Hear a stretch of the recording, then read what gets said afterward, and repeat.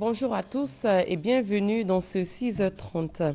C'est aujourd'hui que débute la visite du président de la République dans le district du Denguélé. Elle va durer 3 jours. Le chef de l'État se rendra dans les régions du Kabadougou et du Foulon. La ville d'Odiéné va accueillir ce mercredi le président Alassane Ouattara qui tiendra dans la localité un conseil des ministres.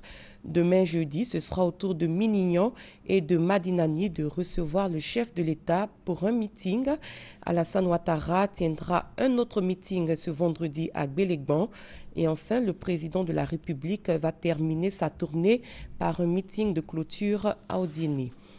Comme annoncé plus tôt, le président de la République arrive ce mercredi à Odiéné où il doit tenir son premier meeting dans cette ville qui le reçoit. Tout est fin prêt, nous dit Mamadou Kwasi. Préfecture d'Odiéné, c'est dans cette bâtisse nouvellement sortie de terre que le président de la République Alassane Ouattara et son gouvernement vont tenir le prochain conseil des ministres. Un conseil qui sera essentiellement consacré à la politique de développement du district du Denguélé. Pour la réalisation de ce chef-d'œuvre, ce sont près de 5 milliards de francs CFA qui ont été mobilisés par l'État de Côte d'Ivoire. Un financement prenant en compte la réhabilitation et l'équipement de 5 résidences d'État. La résidence du chef de l'État à Odiéné n'a pas été oubliée. L'aéroport de la ville d'Odiéné également a un nouveau visage. Il bénéficie d'infrastructures et de matériel technique permettant à l'aéroport d'Odiéné de répondre aux normes internationales.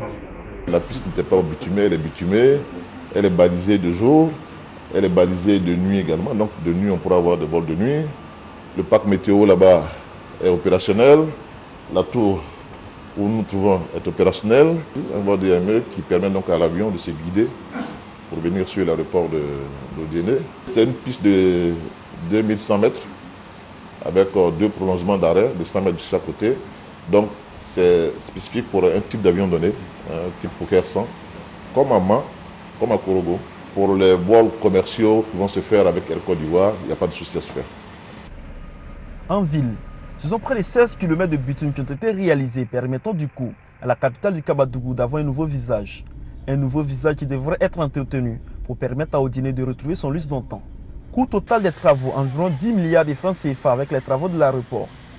Les sanitaires des établissements scolaires du district du Denguélé, lieu d'accueil des forces de l'ordre, bénéficient également de rénovation. Nous réhabilitons les toilettes, nous réhabilitons les WC, nous leur permettons d'avoir de l'eau pour pouvoir vivre correctement. Donc ces travaux obéissent à ces objectifs principaux.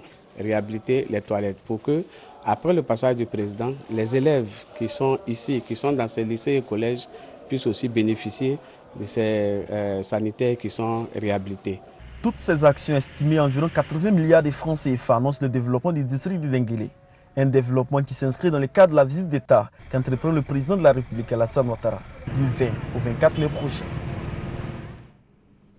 Le chef de l'État a assisté hier à Accra, au Ghana, au 47e sommet ordinaire de la CEDEAO, sommet qui a réuni les présidents des États membres de la Communauté économique des États de l'Afrique de l'Ouest. Au nombre des sujets abordés figurent des questions de paix, de sécurité et de bonne gouvernance. 1 mois, c'est le délai imparti aux victimes de guerre non enregistrées de le faire. C'est un appel lancé par la CONARIV, la Commission nationale pour la réconciliation et l'indemnisation des victimes. Hamza Diaby. À la date de décembre 2014, le compteur de la CDVR, la Commission Dialogue, Vérité et Réconciliation, affichait 74 000 victimes.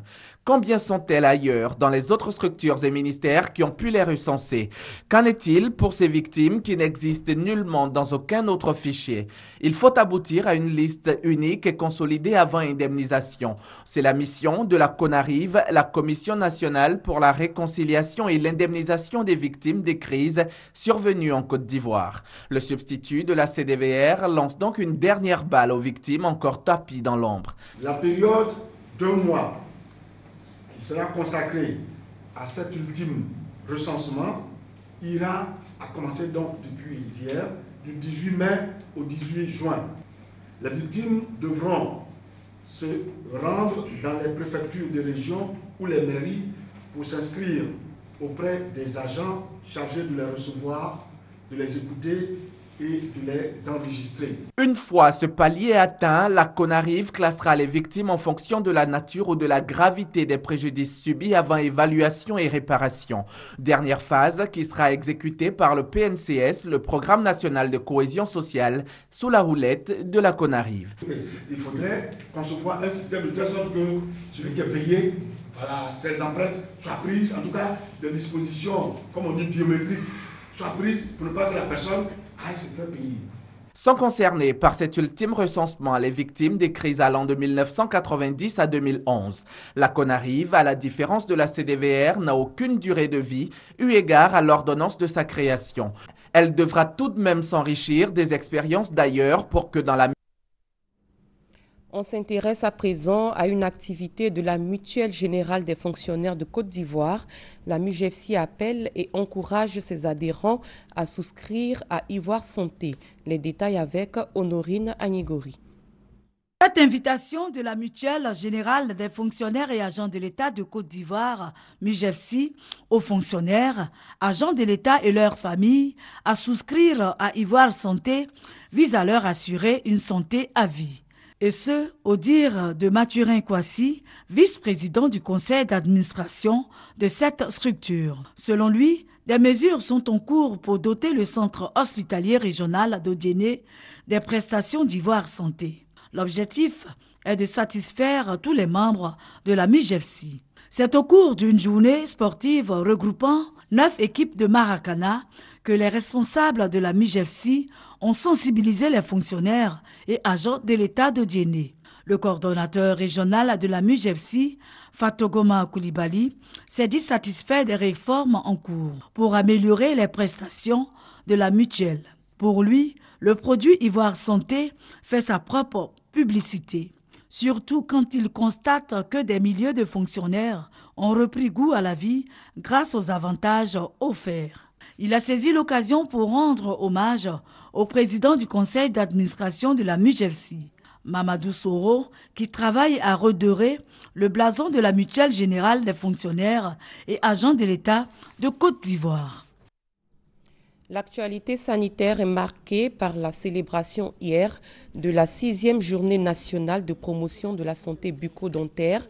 80 services dentaires ont investi tout le pays en vue d'offrir des consultations gratuites. Cette journée était présidée par le docteur Raymond Goudou Kofi, ministre de la Santé et de la lutte contre le sida. Une journée a été consacrée récemment au civisme. C'est la ville de Gagnoa qui a abrité cet événement. On en parle avec Thérèse Tapeyoboué. Civisme, facteur de paix et de cohésion sociale. Tel était le thème de cette 4e semaine du civisme célébrée dans la région du Go. Momoni Sila a représenté le ministre Alain Lobognon à cette cérémonie. Il a appelé les uns et les autres à l'union autour de l'idéal commun de paix et de cohésion sociale en prenant le vivre ensemble cher au président Alassane Ouattara. Selon le représentant du ministre Alain Lobognon, le gouvernement, à travers le Fonds national de la jeunesse, a décidé de financer à hauteur de plus de 112 millions de francs CFA 3 projets jeunes qui vont créer quelques 170 emplois dans la région du Go. Mais avant cela, des chèques ont été distribués aux jeunes entrepreneurs dont les projets ont été jugés viables et réalisables. Plusieurs temps forts ont marqué cette 4e édition de la Semaine du civisme, dont le coup d'envoi a été donné par Joseph Opo Ako, secrétaire général de préfecture de Gagnoa. Visite au centre des impôts, célébration de la journée du volontariat, action de reboisement ont constitué le clou des manifestations de la 4e édition de la Semaine du civisme dans la région du Go. À l'étranger, au Burundi, les principaux leaders de la contestation contre un 3e mandat du président Pierre Nkurunziza ont appelé hier 1 millier de manifestants à vaincre la peur de la répression et à continuer leur mouvement. C'était au cours d'un meeting improvisé dans un quartier de Bujumbura. Et malgré les tirs de sommation des militaires, des dizaines, parfois des centaines de jeunes ont manifesté dans la journée dans plusieurs quartiers périphériques de la capitale. Le roi du Maroc se rend aujourd'hui au Sénégal. Son périple l'emmènera ensuite en Côte d'Ivoire, au Gabon et en Guinée-Bissau. Il s'agit de la 3e tournée africaine de Mohamed VI en 3 ans. Airbus tire la sonnette d'alarme après le crash du 9 mai dernier près de Séville d'un avion de transport militaire A400M durant un vol d'essai. L'accident avait fait 4 morts et 2 blessés graves. L'avionneur attire l'attention des utilisateurs de l'appareil sur les systèmes électroniques en charge de la gestion des moteurs. Et ce fait insolite aux États-Unis, une femme a donné naissance à 2 jumelles nées de 2 pères différents. Elle ne s'est rendue compte de la situation qu'en demandant à son compagnon de payer une pension pour l'aider à joindre les 2 bouts avec ses bébés. Un test de paternité a alors été exigé et les résultats ont choqué tout le monde. Seule une jumelle a été identifiée comme l'enfant de son ex-compagnon. Et c'est la fin de ce 6h30. Merci de l'avoir suivi. L'information continue sur www.rti.ci et très bon début de journée à tous et à toutes.